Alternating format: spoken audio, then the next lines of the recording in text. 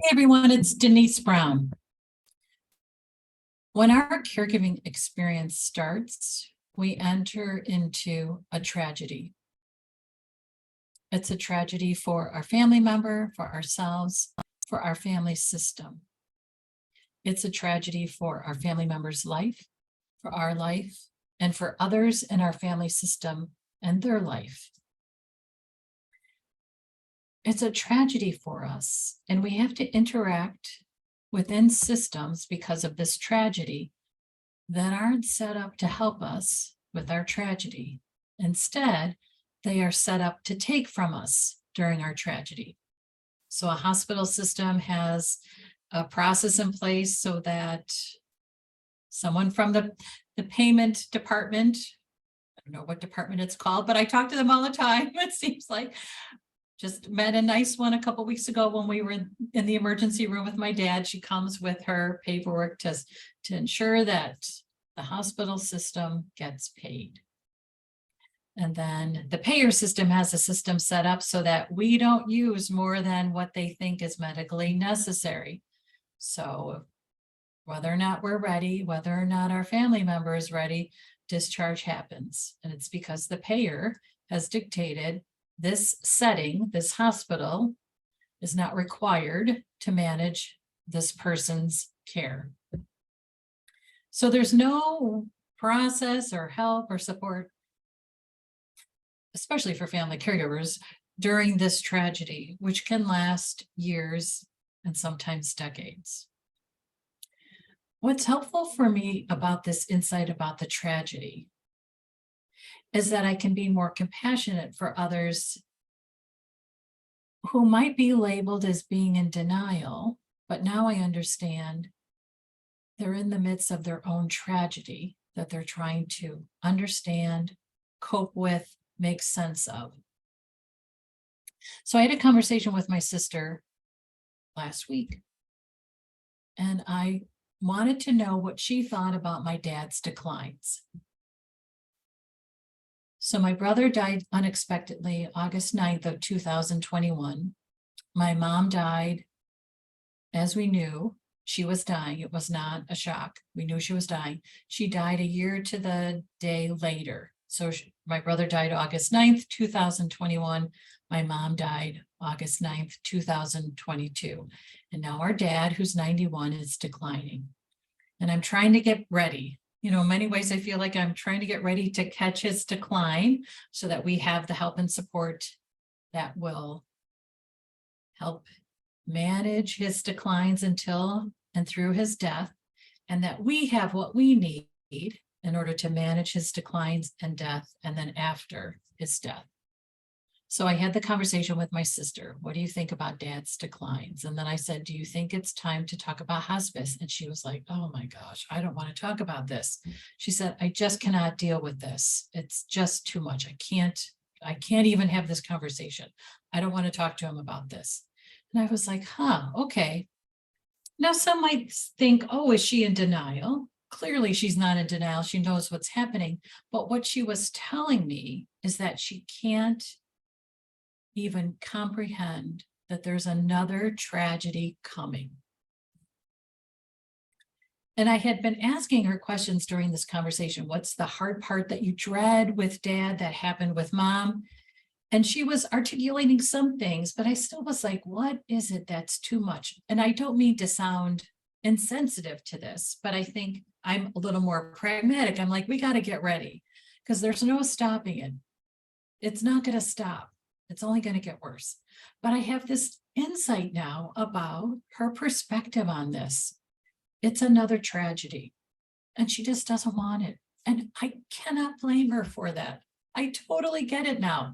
When I think about it in terms of, oh my gosh, another tragedy, come on. I don't want another one. So I need to give her space and time to manage this. And while she has some space and time, I am moving forward with trying to figure out timing for my dad with extra services.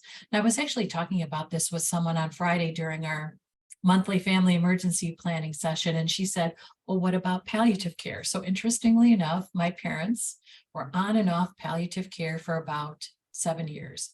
And our palliative care nurse was really helpful with my mom. Oh my gosh, she was a saint. And then she and my dad had this really great relationship. And after my mom died and we had moved my dad to a senior living community, our palliative nurse came to visit my dad. And her name is Katie. And that at the time she was almost 9 months pregnant. We were very excited for her that she was having this baby. And she sat on the couch and she held my dad's hand and she talked about my mom's last weeks.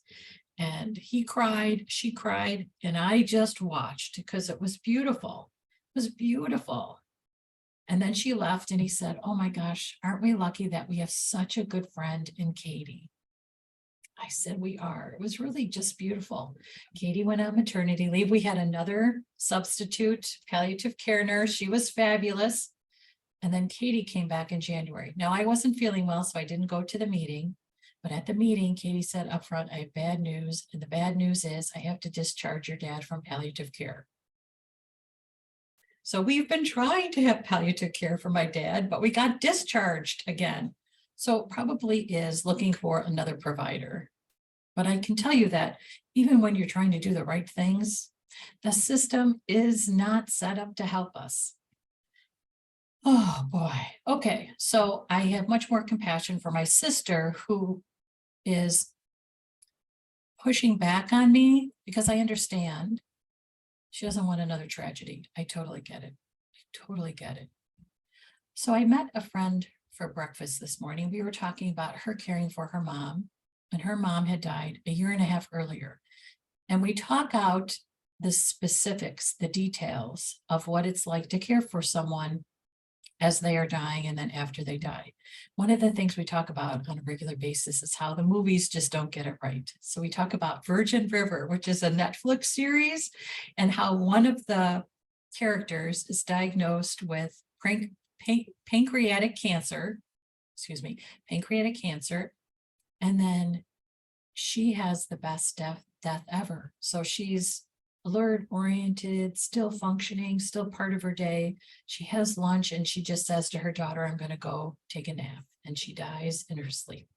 How fabulous is that? There's no hospital bed. There's no incontinence care. I mean, wow, but that's not what it's like. So we talk about how the movies just get it wrong.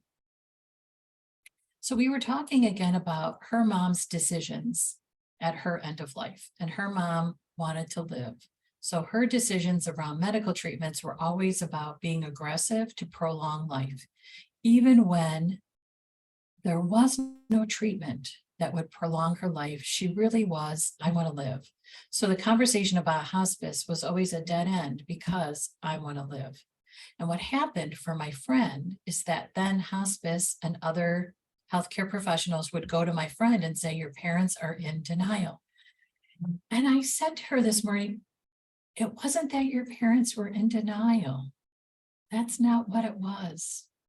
And as I started thinking more about this tragedy, her parents were in the midst of a tragedy. It was a tragedy, and it was a tragedy on different levels. So her mom was a nurse and believed in science. And the tragedy for her was that science didn't work for her. And then the other piece of the tragedy, which is the huge tragedy, is that she had a long life that she had expected that she was going to be robbed of. She wanted to be with her daughter and her daughter's family. She wanted more time with her grandson. She wanted more time with her husband. That's a tragedy. It's not denial. It's trying to figure out, what do we do in the midst of this tragedy? And it wasn't helpful for my friend to have healthcare professionals come to her and say, your parents are in denial. You have to do something about it. It's your problem. Again, the systems are not set up to help us during our tragic days. And that's a tragedy. Okay.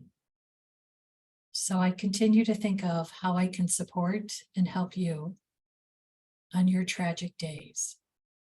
And I'll keep you posted as I add more programs and services to help. But I will invite you to join me for our soul break in April. It's the third Thursday. It's at 1 p.m. Eastern Time. And in April, let's take a soul break from our tragedies. Even for 30 minutes, let's just take a break from our tragedies. So you can register to join me on Caring Our Way, which is our community to support you during difficult days. So it's just caringourway.com. And as I say this out loud, let's take a soul break from our tragedies. Brings me back to my sister. She just wants a break from tragedy. She's not in denial. She's not in resistance. She wants a break from tragedy. And I get it, because we all wanted a break from tragedy.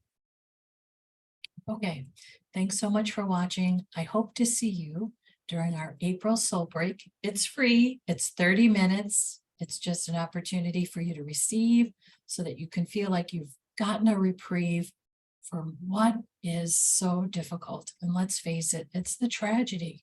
It's the tragedy that's so difficult. Thank you for all you do. Thank you for getting up every day and giving it your all. Thank you. Bye-bye.